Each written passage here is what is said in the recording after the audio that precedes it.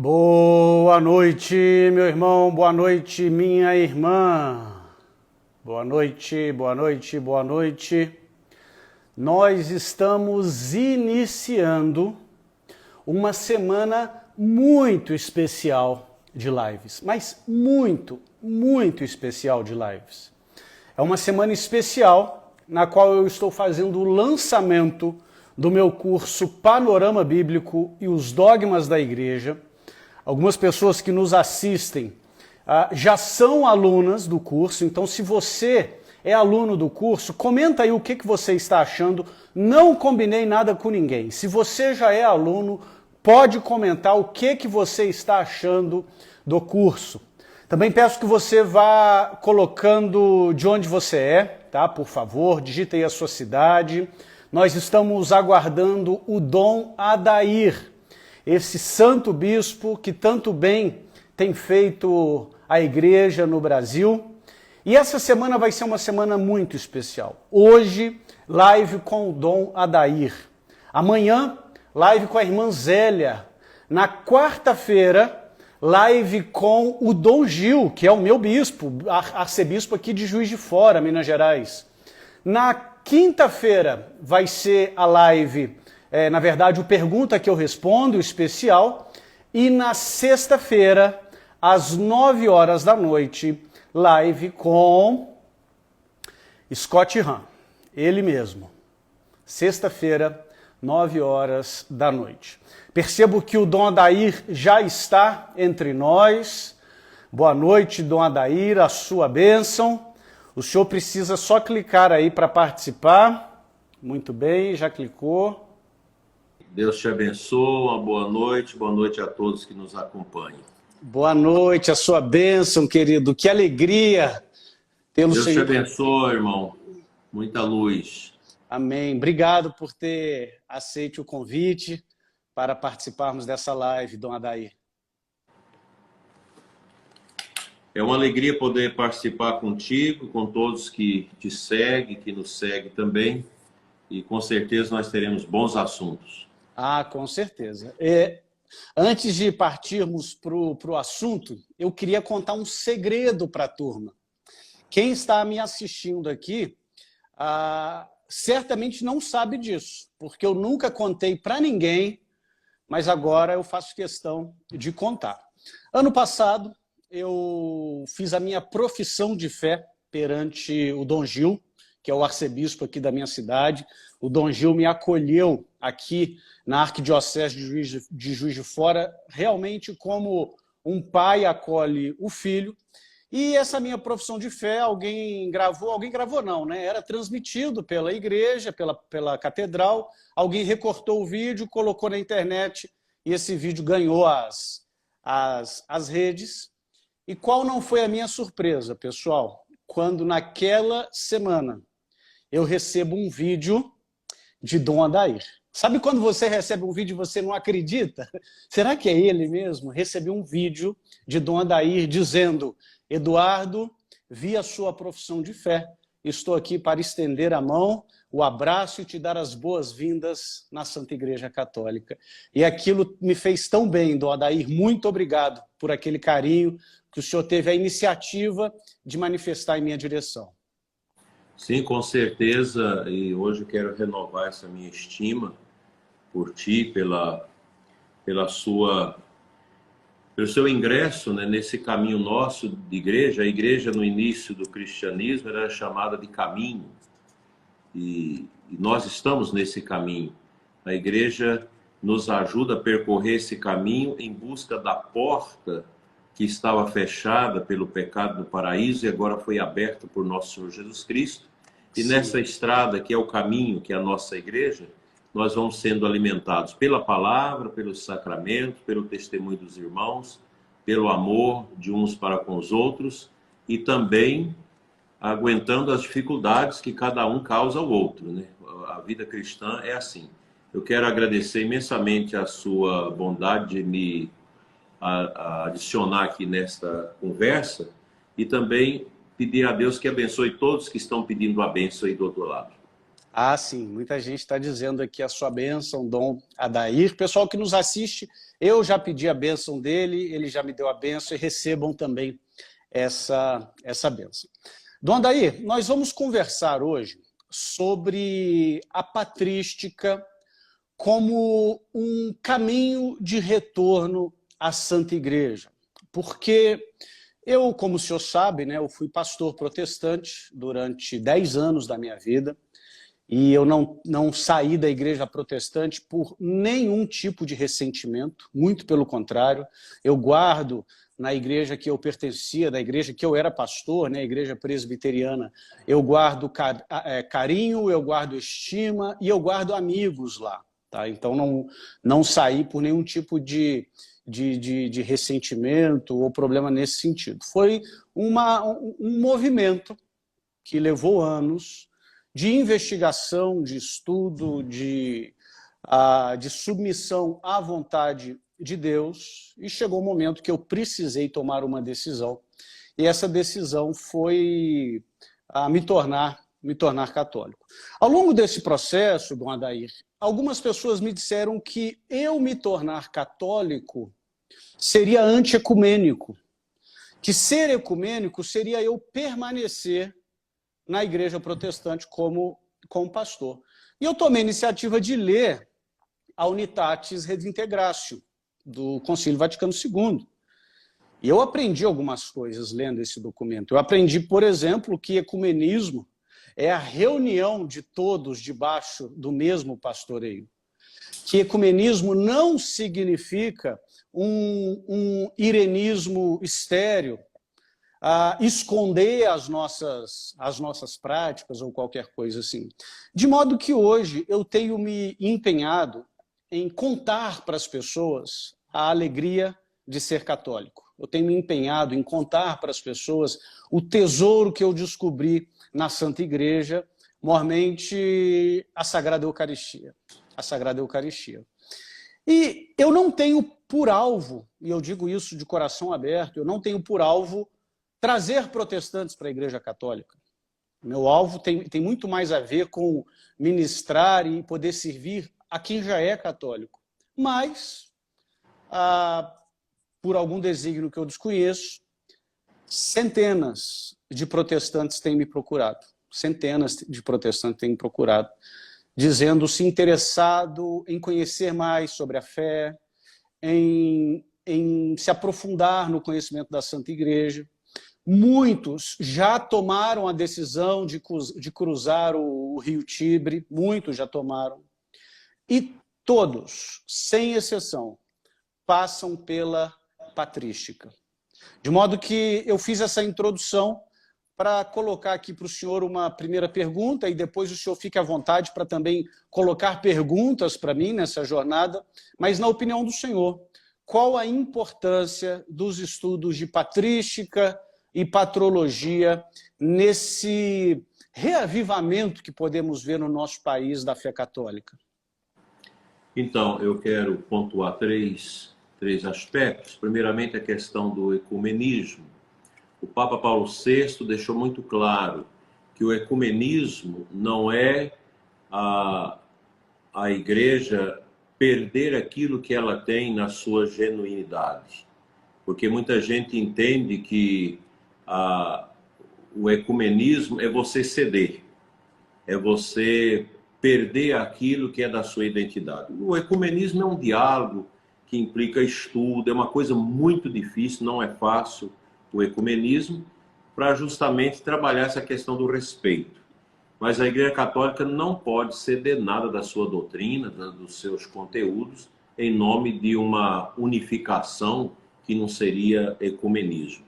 Então você fez bem em descobrindo a verdade através da patrística, da patrologia, dos padres da Igreja, você fez esse caminho de ingresso na fé católica. Eu tive uma experiência há pouco tempo de um jovem que era de uma denominação cristã, que veio até a Cúria, marcou para falar comigo, e me disse: eu sou evangélico, eu terminei de estudar a Suma Teológica de Santo Tomás de Aquino, um menino muito inteligente, e eu entendi que a verdade, ela se completa na Igreja Católica em razão desse escopo de inteligência ao longo dos séculos aí, rezada, pensada e instruída, que são os grandes ensinamentos da Igreja. Hoje esse moço já está ingresso na Igreja Católica, e nós estamos vivendo aqui na Diocese um fenômeno. Hoje mesmo, conversando com o pároco da paróquia Divino Espírito Santo em Planaltina, Goiás, ele me disse que tem uma turma de catequese, é um catequista muito bom, que partilhava com ele que 17 membros daquela turma de catequese estão vindo de outras denominações cristãs para a Igreja Católica. Olha, eu penso que a partir do momento que a pessoa entende que Lutero negou a Igreja, nós estamos vivendo uma série de negações. Lutero negou a Igreja. A Igreja não é necessária para a salvação. Basta a fé, basta a Escritura, você, no livre exame, você caminha e busca a sua salvação. Mas, no entanto, nós temos um monte de igrejas, de denominações cristãs no mundo. Depois de Lutero, nós temos o Iluminismo, temos a Revolução Francesa, que nega Nosso Senhor Jesus Cristo e fica com uma ideia de um Deus maçônico, de um Deus da razão, um Deus estranho, uma coisa assim. Depois o marxismo, e também com Frederico Nietzsche, Spinoza e outros grandes nomes aí da filosofia ateia, eles negam por completo a Deus. Nietzsche chega a escrever um livro denominado A Morte de Deus. E com a Segunda Guerra Mundial, nós tivemos uma negação do ser humano. O ser humano foi negado. O homem não existe, né, diante dos horrores da guerra. E agora nós estamos vivendo um momento muito triste, que é a negação da verdade. Então a verdade é negada e cada um faz o seu tribunal, a sua consciência, e você não tem que dar contas a nada que está fora de si.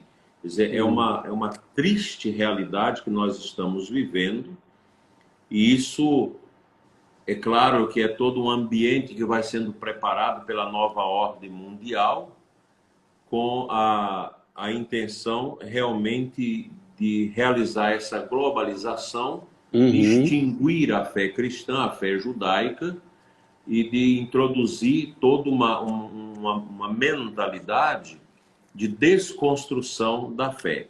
E como nós vamos alimentar a nossa fé católica? Com a patrística. Eu estou aqui com alguns livros que do meu tempo de seminário, a Patrologia do Altaner, e tem aqui do Cirilo Gomes, que são introduções, porque os padres da Igreja, porque a patrística é algo tão grande que eu não sei se o Papa Bento XVI conseguiu ler toda a patrística. Acho que não. É verdade. Porque é muita gente.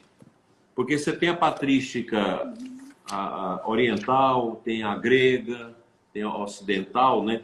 Então é muita gente, e são escritos maravilhosos que nós podemos realmente alimentar a nossa fé. Eu sempre digo, Eduardo, que quem tem um contato com a patrística, mesmo que superficial, não consegue seguir sem a Igreja.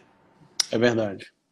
Porque a patrística são os 600 primeiros anos da Igreja, tudo aquilo que escreveu, Santo Inácio de Antioquia, Justino de Roma, isso aqui até o segundo século, Irineu de Leão, terceiro século, Tertuliano, Cipriano de Cartago, Clemente de Alexandria, Orígenes.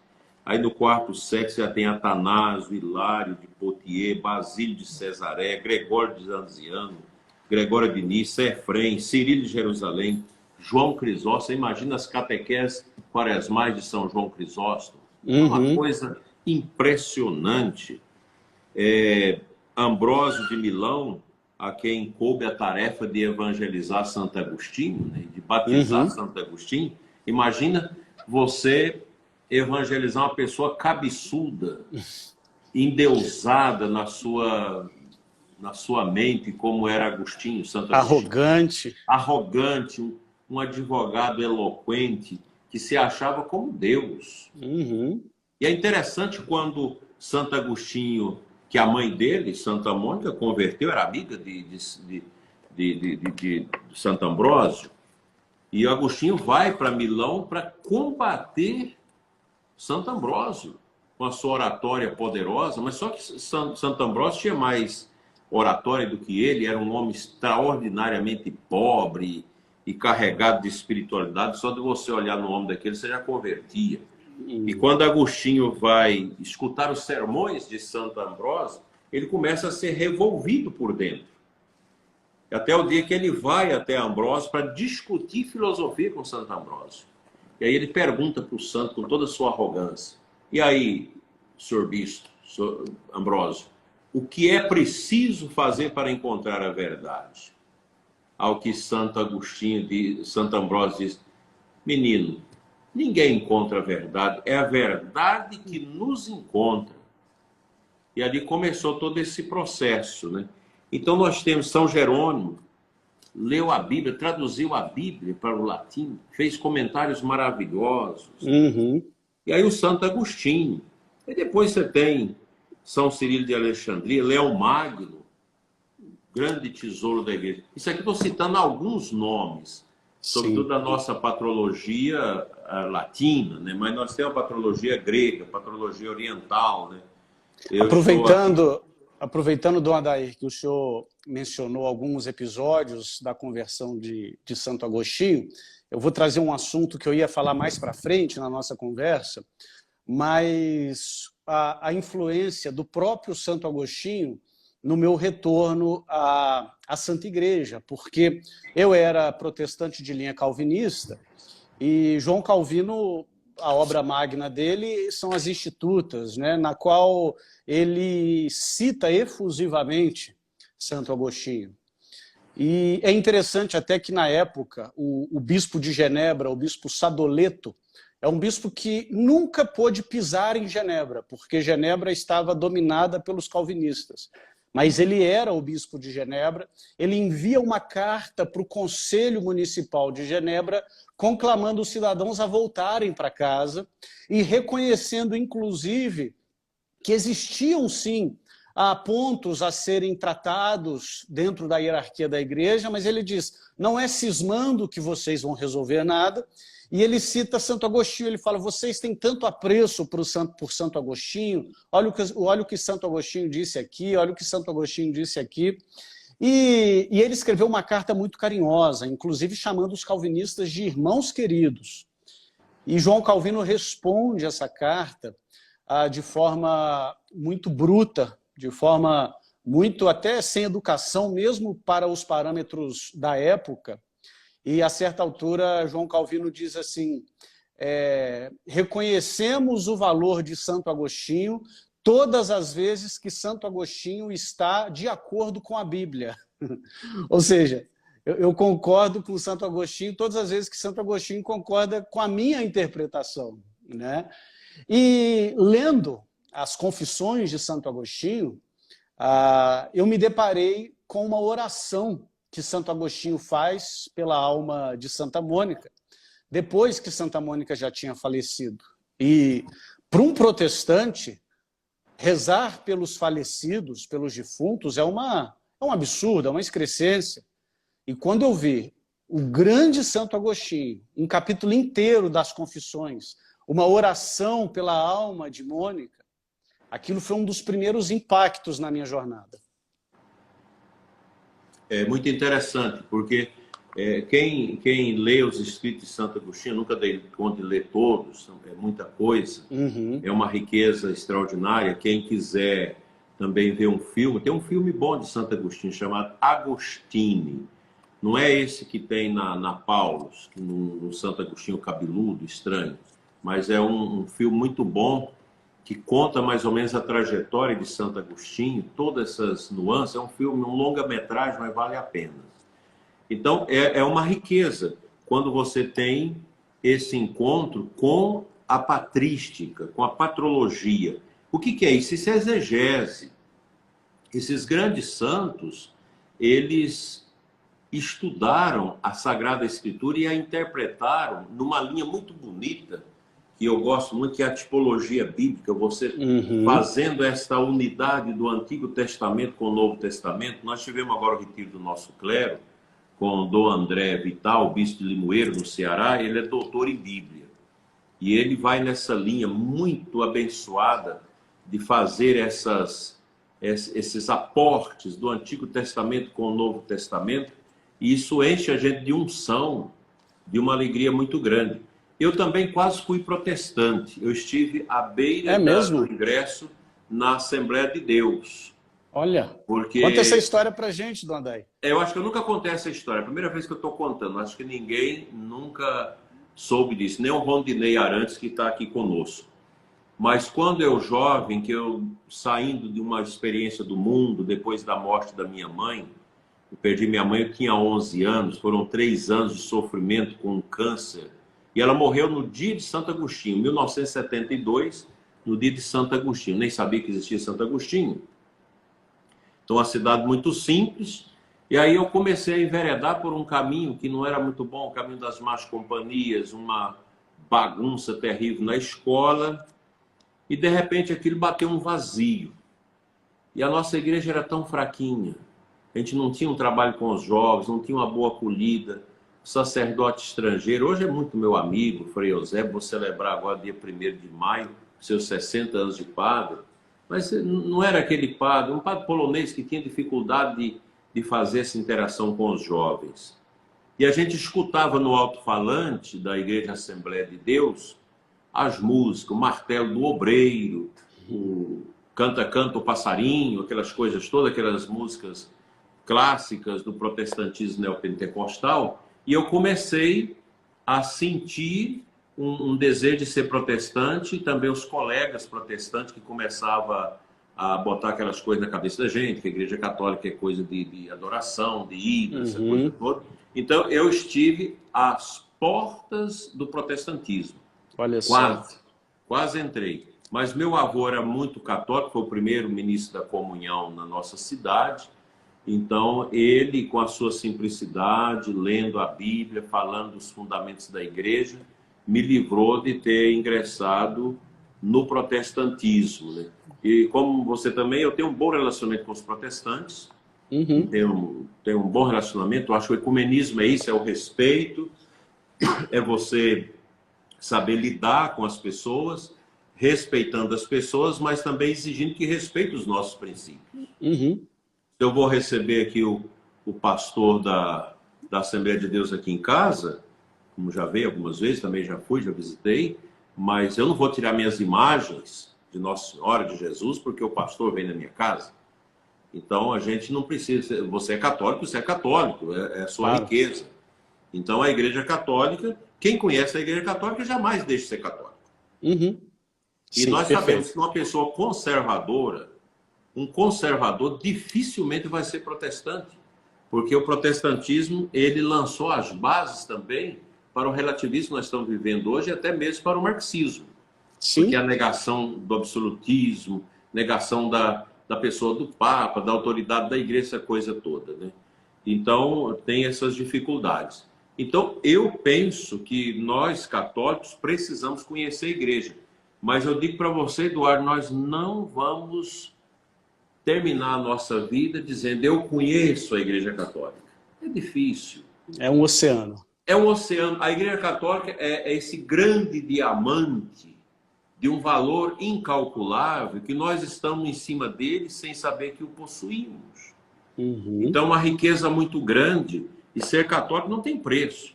Eu amo a minha igreja, respeito as outras igrejas, mas amo a minha igreja, amo a tradição da igreja. Eu sei que a igreja, ela é o povo de Deus, é uma categoria sociológica do Antigo Testamento, a gente completa, mas ela é o corpo místico de Cristo. Perfeito. E a gente dá completa dizendo, assistida pelo Espírito Santo. Isso é o mistério da igreja. E isso é de uma grandeza, isso é muito salutar para nós, né? E esse contato com a Patrícia é maravilhoso. Mas eu gostaria de escutar um pouco da sua experiência, Eu creio que é uma experiência muito dolorosa, você que está ali como Sim. pastor, que tem toda uma comodidade, já está ali mantendo a sua família, de repente você romper com toda esta situação para ingressar na igreja e ingressar também num jogar-se total numa confiança, porque você deixar uma igreja, entrar numa outra igreja, onde você vai ser um simples leigo, que ali você tinha uma posição de pastor. Uhum. Agora você vai viver uma vida de um simples leigo, fazendo um caminho católico de simplicidade, de pobreza, de entrega. Como foi isso? Sim. Antes de responder, só fazer um comentário sobre uma fala do senhor, que o protestantismo é a base de todo o relativismo, né? Logo após a pandemia, eu vi alguns pastores evangélicos se queixando da perda de fiéis, no seguinte sentido: os fiéis se acostumaram a não mais irem aos encontros dominicais, se acostumaram a assistir o culto em casa e chegaram até a dizer: nós não precisamos da igreja, a igreja somos nós, então eu vou ficar em casa, eu vou assistir o culto de casa e pronto. E alguns pastores, né, preocupados com a saúde espiritual do rebanho, dizendo: não, vocês precisam desse encontro presencial, do encontro congregacional. E alguns vieram dizer, isso inclusive para mim, né, que se ressentiam quando uma ovelha deles dizia: eu não preciso de ir na sua igreja. E o que eu disse com muito carinho foi: o que ele está dizendo, guardado as proporções, é simplesmente o que Lutero ensinou. Porque o que Lutero ensinou é que a igreja não é necessária, a Santa Igreja não é necessária. Ele está dizendo que a igreja que você fundou não é necessária. É só um escalonamento do que já foi dito, né? Então, enfim, de fato, Dom Adair, foi um processo muito doloroso. Foi um processo muito doloroso. Eu falo pouco das dores, porque, primeiro, que eu não quero parecer que eu estou me lamuriando, me lamentando, e segundo, porque o que eu ganhei foi muito maior. A alegria e a bênção de pertencer à Santa Igreja Católica sobrepassa qualquer tipo de privação que eu tenha passado, né? E foi um momento mesmo de me lançar na confiança. Hoje, eu acolho todos os dogmas da Santa Igreja, já inclusive a gente vai falar mais sobre isso, de um curso que eu estou lançando. Eu acolho todos os dogmas da Santa Igreja, mas quando eu decidi me tornar católico, eu ainda tinha alguma dificuldade com alguns dogmas. E eu tornei católico mesmo assim, dizendo: ser católico é abrir mão de ser o Senhor da minha vida e submeter ao ensino da Madre Igreja. Ainda que eu não compreenda tudo. E eu aceitei. E a compreensão veio depois. A compreensão veio depois. Não estou advogando aqui uma fé sem entendimento. Mas no momento que eu disse sim à Santa Igreja, mesmo sem ter todos os dogmas, todos os ensinamentos, eu confesso que eu já tinha boa parte, mas todos os dogmas bem resolvidos, eu me lancei em confiança na Santa Madre Igreja, confiando que a Santa Madre Igreja ensina o melhor para os seus filhos. Eu era pastor presbiteriano, eu fui pastor durante 10 anos, e pastor com muita sinceridade de coração, me dedicando ao rebanho, me dedicando a expor a palavra de Deus, a ministrar cultos, a visitar os enfermos, a aconselhar as famílias. Essa era a minha vida. E, de repente,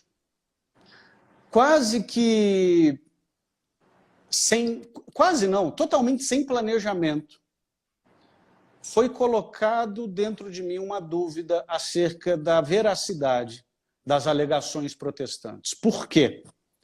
As alegações protestantes, Dom Adair, são as seguintes: a Igreja permaneceu fiel no século I, II e III, no século IV, com a conversão de Constantino, ela se degenerou. Esse é o verbo, por mais pesado que ele seja, que muita literatura protestante utiliza. A igreja se degenerou no século IV, e a partir do século IV entrou na igreja uma série de, abre aspas, heresias, né? Que heresias são essas? Imagens, purgatório, devoção a Nossa Senhora, a intercessão dos santos, transubstanciação, etc., etc., etc., para que depois, no século XVI, Deus restaurasse a verdadeira igreja com Lutero, Calvino e outros. Estas são as alegações protestantes. E certa vez eu estava conversando com um pastor batista sobre batismo infantil, porque eu era presbiteriano e presbiterianos batizam crianças, e ele, como batista, não batizava, né, e não batiza crianças, e nós entramos num debate teológico e bíblico acerca do batismo infantil. E eu citava argumentos bíblicos de um lado, ele citava argumentos bíblicos de outro, até que eu citei um argumento histórico. Eu disse, já há registros de batismo de crianças desde o século II, anos 100 e pouquinho. 168. Ou seja, antes de Constantino, porque as nossas alegações, né, nossas que eu digo eu como protestante, as nossas alegações é que a igreja era uma igreja pura, preservada antes de Constantino. E a resposta desse pastor foi a seguinte: muito bem, Eduardo, você está correto. Mas se você for usar o argumento da ancestralidade da prática para justificar a prática, você vai ter que aceitar também imagens, devoção a Maria e oração pelos mortos. E aí eu quase caí para trás. Eu falei, como assim? Ele disse, desde o século II há registros de devoção a Maria, de imagens e de oração pelos mortos. E o pastor Batista ainda foi irônico, ele deu uma risadinha e disse assim, e você não aceita isso, aceita, presbiteriano? E riu. E eu disse, não. Eu dei uma gaguejada e falei, não, não aceito. Mas aquilo, sem esse pastor perceber, ele despertou em mim um desejo de estudar coisas que eu nunca tinha estudado. E aí um dos primeiros teólogos que eu fui estudar foi Santo Irineu de Lyon, que inclusive o Papa Francisco declarou doutor da igreja recentemente. E eu me deparei, eu vou ler aqui para as pessoas que estão nos acompanhando, duas citações de Irineu de Lyon. Lembrando, para você que nos assiste, que Irineu de Lyon viveu no século II. Ele foi discípulo de São Policarpo, de Esmirna. E olha o que ele diz. Adão foi recapitulado por Cristo, a fim de que o que é mortal fosse submerso na imortalidade.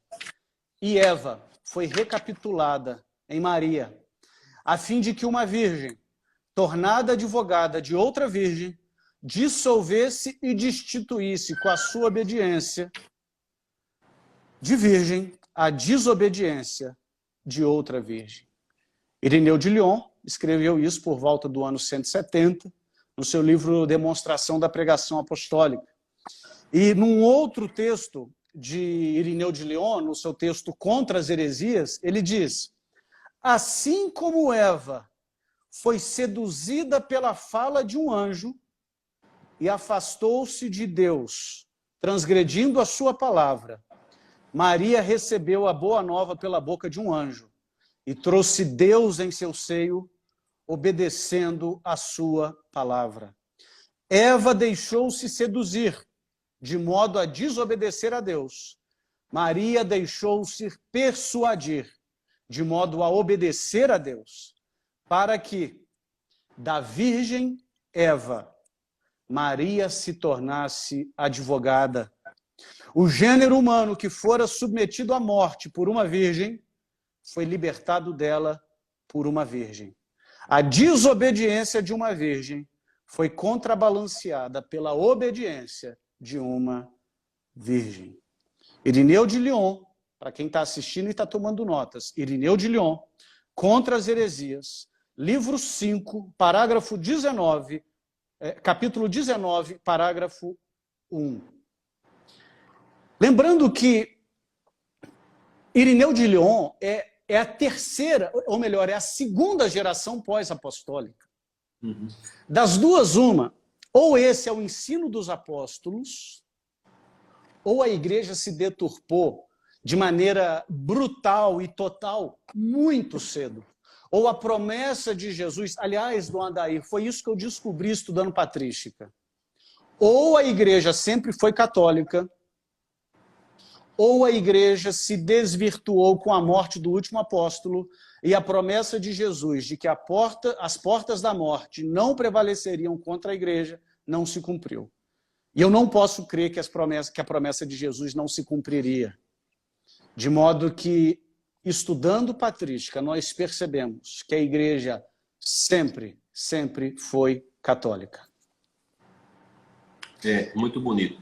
Se você quiser aprofundar algo muito bonito sobre Cristo, é estudar os dogmas marianos. Sim. Os dogmas marianos, eles não fixam em Maria, fixam em Cristo. E você pode também, através do ofício da Imaculada, um estudo profundo do ofício da Imaculada Conceição, que eu já fiz isso no passado, te dá a noção de como a devoção à Nossa Senhora é, na verdade, mergulhar no coração de Cristo. Perfeito. É algo extraordinário isso. É muito bonito. Os dogmas da igreja, que muita gente é contra, inclusive dentro da igreja, que quer fazer releitura dos dogmas, isso é relativismo. Que hoje o fogo amigo dentro da igreja é muito grande. Gente que está dentro da igreja, dentro da hierarquia da igreja, que não acredita nas poderosas palavras da patrística, os ensinamentos dos concílios, porque essa gente já foi contaminada pela mentalidade relativista da nova ordem mundial. Sim. E a nova ordem mundial, ela está dentro da igreja, ela está dentro das instituições, está dentro da cultura, dentro da mídia, dentro da política, dentro do judiciário, dentro do Ministério Público, dentro das universidades, dentro das escolas, para destruir essa riqueza que é a nossa Santa Igreja Católica. E Jesus quis a igreja. A igreja se confunde com o mistério de Cristo. Ela é a esposa, ela é a nova Eva.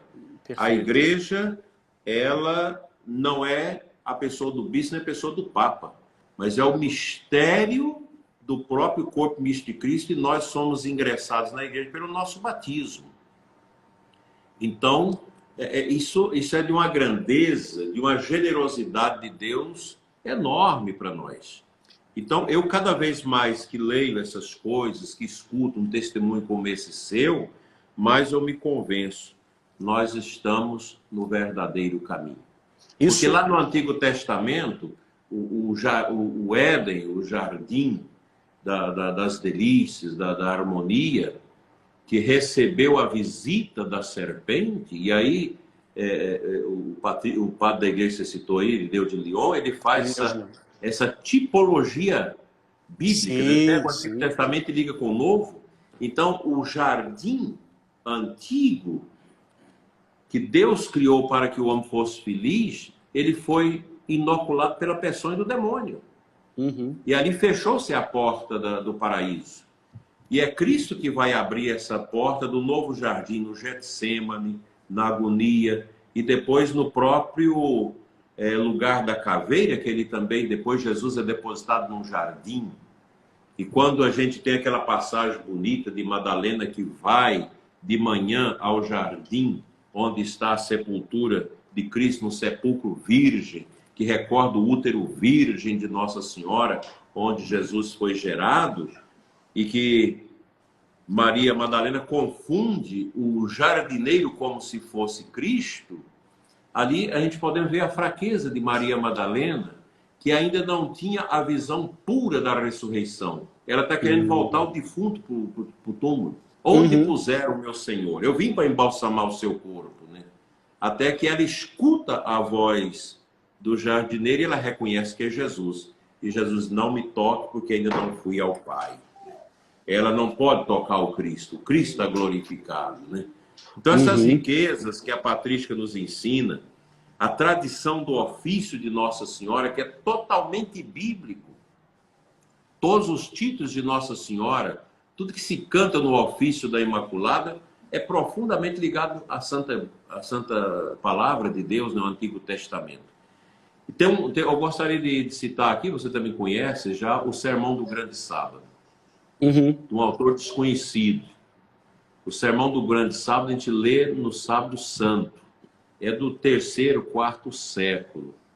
Não sabe quem escreveu, mas está lá na tradição da igreja, na nossa oração do ofício da leitura. Onde Jesus visita, naquela descida à mansão dos mortos, o autor diz: Cristo vai ao encontro de Adão, ao encontro de Eva, bate à porta do seu sepulcro e desperta tu que dormes, né? Então, é o mistério dessa salvação que Cristo traz àqueles que estavam nas mãos do demônio de maneira indigna. O diabo apropriou de muitas almas, tanto que na ressurreição de Cristo, Mateus vai dizendo dos mortos que o povo viu andando em Jerusalém. É o poder da descida de Cristo à mansão dos mortos para tirar da mão do demônio as almas que de forma imerecida ele tinha apropriado-se delas, né?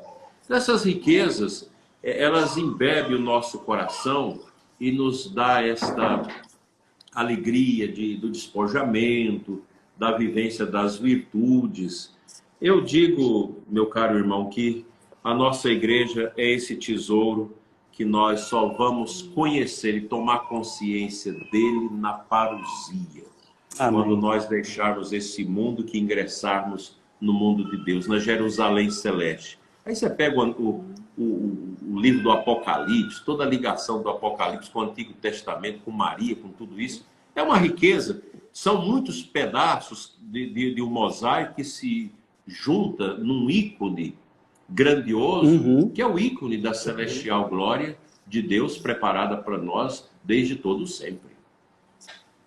Catequese maravilhosa, Dom Adair. Muito obrigado. Muito obrigado. À medida que o senhor falava, eu me lembrei de duas coisas. Primeiro, que lá no Jardim do Éden, depois da queda, Adão e Eva foram impedidos de tomar da árvore da vida. E no Apocalipse, no último capítulo do Apocalipse, há um convite para que todos venham e se alimentem da árvore da vida. Depois que Jesus, na cruz, se oferece como verdadeiro e próprio sacrifício em nosso lugar, né? E uma outra coisa, um dos lemas, não, o lema do meu apostolado, naquilo que eu tenho feito, é Regna Vit Aligno Deus. Deus reina a partir do madeiro, Deus reina a partir da árvore, né? Deus reina a partir da cruz. E eu digo isso porque é um outro paralelo, né? Eva sucumbiu debaixo do madeiro, debaixo da árvore do conhecimento do bem e do mal. E Maria triunfou debaixo do madeiro, debaixo da cruz. Maria estava aos pés da cruz, vendo o seu filho se entregar pelos pecados da humanidade. E isso é maravilhoso. Eu tenho um curso, Dom Adair, que eu mencionei para o senhor, já eu vou falar mais sobre ele, mas por causa de um assunto que o senhor trouxe, para os alunos que se inscreverem no curso, essa é a semana de lançamento, você pode se inscrever no eduardofaria.com.br, ou para você que está nos assistindo pelo YouTube, é só clicar aqui no link que está na descrição. E um dos bônus que eu vou entregar para os alunos, Dom Adair, é um aulão sobre os dogmas marianos. É um aulão com 2 horas de duração, no qual eu trato dos dogmas marianos. São dogmas caríssimos para mim, preciosíssimos. E para cada um dos 4 dogmas, maternidade divina, virgindade perpétua, imaculada conceição e ascensão, para cada um dos 4 dogmas, eu trabalho 5 coisas. Primeiro, a definição do dogma. Segundo, a fundamentação bíblica. Terceiro, a fundamentação patrística. Quarto, a implicação cristológica. E quinto, a implicação eclesiológica. Esse aulão bônus que os alunos vão ganhar, os dogmas marianos, esse aulão, ele parte do pressuposto, Dom Adair, que todos os dogmas marianos, todos, eles são essencialmente declarações cristológicas em forma mariológica. E eles têm profundas implicações para a igreja, para como nós devemos viver, para a nossa missão de igreja. A maternidade divina, a igreja é portadora de Deus, ela é chamada a ser portadora de Deus por onde ela vai. Né? A virgindade perpétua, a igreja é chamada a ser essa noiva pura e virgem, que cumpre a missão de ser toda do seu esposo, e por aí vai. Mas essas implicações cristológicas, para mim, foi o que mais me chamaram a atenção ao estudar os dogmas marianos. Lembrando, você que nos assiste, você pode entrar em eduardofaria.com.br, fazer sua inscrição, a gente está com um super bônus de lançamento, ou clicando no link aqui do YouTube, você que nos assiste do YouTube. Essas implicações cristológicas, Dom Adair, me chamaram muita atenção nos dogmas marianos, porque eu percebi que quando a gente mexe em algum dogma mariano, a gente mexe na cristologia. E aqui o perigo é grande. E aqui o perigo é grande. E por isso que, com todo respeito, eu digo isso com conhecimento de causa e com respeito aos nossos irmãos separados. Mas por isso que os nossos irmãos separados, por mais que tenham uma cristologia razoável, a cristologia protestante é frágil em muitos aspectos. Eu acho muito importante isso, Eduardo, porque o senhor que está vindo para a Igreja Católica, um ex-pastor protestante da Igreja Presbiteriana, calvinista, então o seu olhar, ele é um olhar muito especial, porque é toda uma experiência que você tem contrária a isso. Certamente você pregou como pastor evangélico muitas vezes contra os dogmas, né? E muitas agora vezes. você... E me penitencio por isso, tá, Dom Adair? Não, mas Deus tem seus caminhos. Amém. Eu acho que a sua presença na Igreja Católica, como esse servo, esse bom servo, é para nos ajudar. Por isso eu quero recomendar a todos para participar desse curso seu. É uma maneira também de a gente ajudar o Eduardo. O Eduardo hoje não é pastor evangélico. Hoje ele está vivendo praticamente a providência divina. E esse tempo seu de estudo, de maturação, ele é extremamente importante para nós, para nos fortalecer. Eu acho que todos nós devemos ingressar nesse seu curso para te ajudar nesse momento que você precisa dessa colaboração nossa, porque você agora é um operário da vinha. É um homem que está vivendo a pobreza, vivendo a providência, e essa generosidade de estudar, porque a igreja precisa dos mestres, precisa dos doutores, que estudam a ciência sagrada da Bíblia, da patrística, para poder ensinar, porque o nosso povo se perde por falta de conhecimento. Quando você vê uma pessoa em macumbaria, em feitiçaria, em seitas estranhas, é falta de conhecimento. E a gente precisa ter essa consciência. Eu acho que você é um presente de Deus no sentido de nos ajudar nesse sentido. Eu quero avisar a todos que essa live vai ficar gravada, ela vai ser disponibilizada no seu canal, no meu canal também, do Adair José Guimarães. Quem não se inscreveu no meu canal pode se inscrever. Qual que é o seu? É Eduardo Faria. Eduardo Faria. Pronto. E a live também vai ficar gravada no YouTube do Pocket Terço. O Pocket Terço, eu tenho uma parceria muito bonita com a equipe do Pocket Terço, e o Pocket Terço é um aplicativo que ajuda as pessoas a rezar o terço, a rezar as diversas orações que a Santa Igreja nos ensina. É um aplicativo formidável, muito bom mesmo. Então vai ficar salva no meu canal do YouTube, no canal do YouTube do Dom Adair e no canal do YouTube do Pocket Terço. As pessoas conseguirão assistir. Muito obrigado, Dom Adair, pela chamada ao pessoal a se inscrever no curso.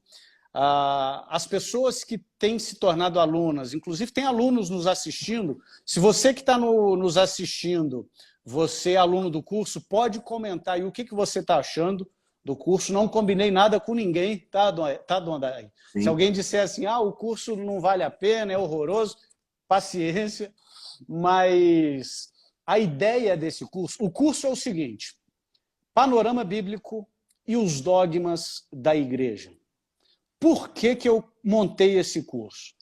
Porque quando eu me tornei católico, eu ouvi mais de uma vez que os dogmas da Santa Igreja são invenções da igreja, invenções de papas, invenções de concílios, ao longo da história. E eu fui investigar. E à medida que eu investigava, e eu investiguei todos os dogmas da Santa Igreja, eu descobri que todos os dogmas da Santa Igreja estão profundamente enraizados nas Escrituras Sagradas. Enraizados nas Escrituras Sagradas. As Escrituras Sagradas não são um manual de dogmática, por isso que é panorama bíblico. A primeira parte do curso, eu ensino as pessoas a lerem a Bíblia. Essa é a primeira parte do curso. Então eu ensino sobre a grande história de redenção, sobre os gêneros literários, sobre como encontrar Cristo em todas as páginas da Bíblia, sobre as tipologias do Antigo Testamento, sobre a didascalia e o querigma do Novo Testamento, sobre o conceito de revelação, inspiração, enfim, essa é a primeira parte. E eu mostro que, como a Bíblia não é um livro de dogmática, não é um manual de dogmática, os dogmas emergem a partir da grande história, a partir da narrativa. E aí, na segunda parte do curso, que são os dogmas propriamente ditos, eu apresento todos os dogmas da Santa Igreja com a sua devida fundamentação escriturística. Eu sei que nós podemos fundamentar os dogmas na tradição, no senso de fé dos fiéis, mas a abordagem do curso é a fundamentação escriturística de todos os dogmas. E, pela graça de Deus, os alunos que têm participado têm me dito boas palavras, acerca do conteúdo. Foi gravado em estúdio, com qualidade de imagem, qualidade de som. Eu preparei um material didático com mais de 70 páginas, escrito por mim. E você que está nos assistindo, esta é a semana de lançamento do curso. Então, você se inscrevendo essa semana, você vai ter acesso a um bônus de mais de R$200 de desconto. Você vai ter acesso a um grupo de Telegram para tirar dúvida. Enfim, entre em eduardofaria.com.br. Lá tem todas as informações. Aliás, Dona Adair, tem muita gente escrevendo aqui Eduardo Farias. É sem o S, tá, pessoal? eduardofaria.com.br. Você pode fazer a sua inscrição lá ou clicar no link. Você que está nos assistindo pelo YouTube, é só clicar no link que você pode fazer também. E estudando os dogmas, Dona Adair, e fazendo essa fundamentação escriturística dos dogmas, eu pego um gancho para falar de uma coisa que o senhor dizia, quando o senhor disse que a igreja é o corpo místico de Cristo, é a presença histórica do Cristo ao longo dos séculos. Por quê? Porque o autor de Hebreus inicia a sua carta dizendo: no passado, Deus nos falou por meio dos profetas. Hoje, Deus nos fala por meio de seu Filho. Isso é o que diz o autor de Hebreus. Deus nos fala por meio de seu Filho. E quando nós vamos no Evangelho de São Lucas, o Filho diz à igreja: quem vos ouve, a mim ouve. Simples assim. Simples assim. Então, as Sagradas Escrituras nos dizem que quem ouve a igreja ouve Cristo. As Sagradas Escrituras nos dizem que a igreja é a coluna e o fundamento da verdade.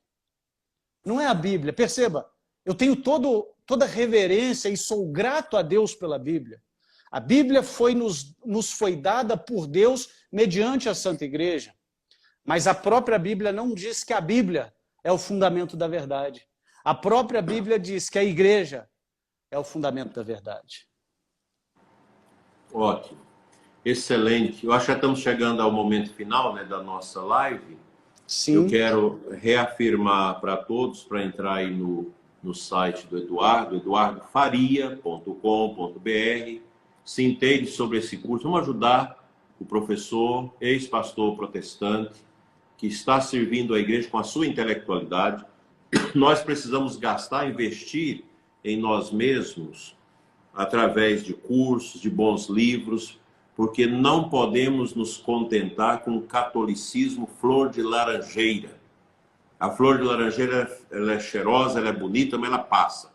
Nós precisamos ter profundidade. E a profundidade se dá no estudo, na oração, na contemplação. É muito gostoso, diante do Santíssimo, você ter em mãos um texto bíblico, você lê, por exemplo, o profeta Elias, né, o seu cansaço, a sua fadiga depois da briga e daquela mortandade lá dos deuses de Baal, de todos os profetas de Baal, a sua angústia, o seu sofrimento, e Deus o alimentando, né? É todo um contexto que nos leva também a esse caminho que a igreja nos alimenta. A igreja é Cristo. A igreja não é o Papa, gente. Vamos tirar isso da cabeça. A igreja não é o Papa, a igreja não é o bispo, não é o padre. Nós somos servos. Aquela palavra de Bento XVI, quando assumiu o seu pontificado, sou um simples e humilde operário da vinha, é a verdade. A igreja é um mistério. Só que a igreja ela é hierárquica, ela tem um governo, mas ela é maior do que isso. Então o trabalho do Papa, o trabalho dos bispos é vigiar para que esses dogmas, essas verdades não sejam desconsideradas. Repito, a igreja tem tudo para tudo que nós precisamos para a nossa salvação pessoal. E fora da igreja não há salvação. Porque a igreja tem o sacramento. A igreja tem os tesouros que nosso Senhor quis deixar nela para que nós pudéssemos ser os peregrinos. Nós somos peregrinos que carecemos, nós somos mendigos da graça de Deus e Deus nos alimenta através dos sacramentos. Os sacramentos são sinais sensíveis da graça de Deus em nós que nos ajuda nesse processo de salvação. Então vamos ajudar o Eduardo, vamos promover esse curso, vocês vão ajudá-lo também nesse ministério que ele está iniciando na igreja. O Dom Gil tem sido um pai para ele, tem ajudado muito, que é um grande amigo meu, arcebispo de Juiz de Fora, um homem mariano, que eu tenho uma estima enorme por ele, um irmão muito querido. É pena que já está chegando próximo do tempo da finalização da sua missão. Mas é um homem de grande valor que eu conheci ainda quando era padre, nos trabalhos da USIB, dos seminários na CNBB. Então, Eduardo, eu quero te agradecer essa confiança e me colocar sempre à sua disposição e agradecer a todos que estão aqui conosco. Deus abençoe a todos que entraram aqui e a gente fica muito feliz de poder. Nós já tivemos com mais de 300 pessoas, agora estamos com 200 e poucas pessoas e Sim. Isso é uma bênção. A nossa igreja está viva, a igreja católica está morta não, gente. Tá a igreja nada. É Cristo. Amém. Ela é o corpo místico de Cristo assistida pelo Espírito Santo. Não vamos ficar aí preocupados com teologia da libertação, com teologia ecofeminista da libertação. Vamos nos preocupar com isso, não. Nós temos a verdade é Cristo e a igreja é a verdade de Cristo.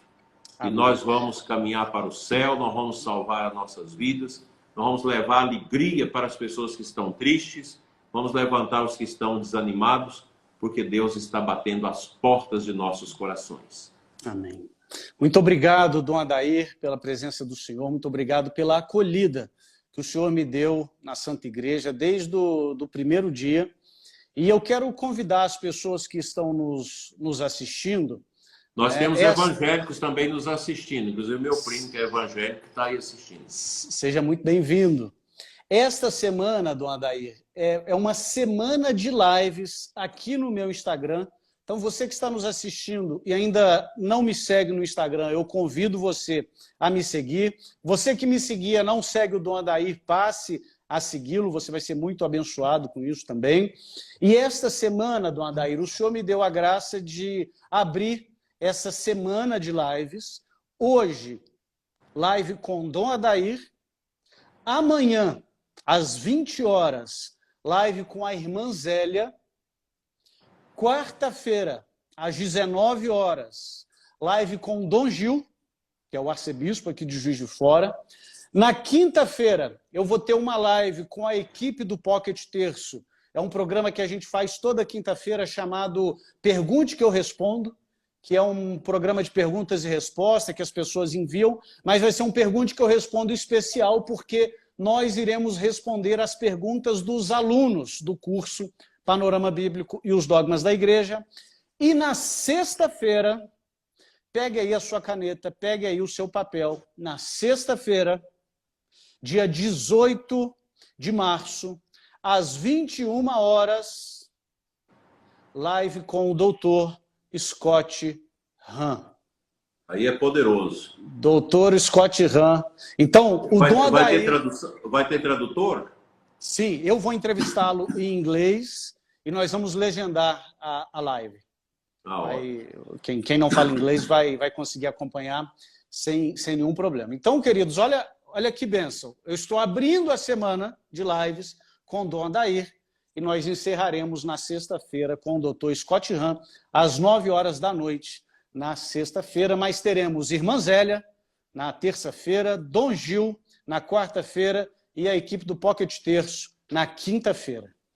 Muito obrigado, Dom Adair, pela sua presença. Agradeço a todos que estiveram conosco ao longo desta 1 hora de uma conversa tão frutuosa, agradável, no qual eu pude aprender tanto com o Dom Adair e tenho certeza que você também aprendeu. E peço, Dom Adair, que o senhor ministre a bênção, deixe a bênção para todos os insta-telespectadores aqui.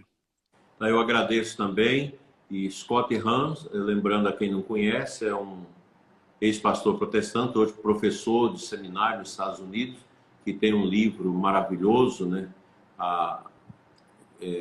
Todos os caminhos levam a Roma. Sim. E o banquete do Cordeiro, né? Que é muito importante. Agora, às 21 horas, eu irei fazer minha live de segunda-feira, que é a Eclésia Santa, falando hoje do querigma. Nós estamos falando da evangelização desde o mês de outubro, todas as segundas-feiras, às 21 horas. Obrigado a vocês de perto e de longe. O Senhor esteja convosco. Ele está no meio de nós. Pela intercessão da bem-aventurada Virgem Maria e de todos os santos da nossa igreja amada, venha sobre todos a bênção de Deus Todo-Poderoso, Pai, Filho e Espírito Santo. Amém. Uma boa noite a todos. Quem vai para a Eclésia Santa, daqui 1 hora nós estaremos juntos novamente. Um abraço, boa noite. Irmão. Contemos uns com os outros nas orações. Amém. Conte com minhas orações, a sua bênção. E lembrando Deus a todos que nos acompanham, às 9 horas da noite, Eclésia Santa com Dom Adair. Tchau, tchau. No canal do YouTube. Um abraço. No YouTube.